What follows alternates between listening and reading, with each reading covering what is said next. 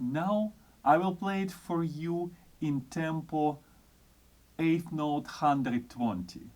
The tempo marking for this etude con moto alla marcia means with motion in tempo of march. And usually the tempo of march is 120.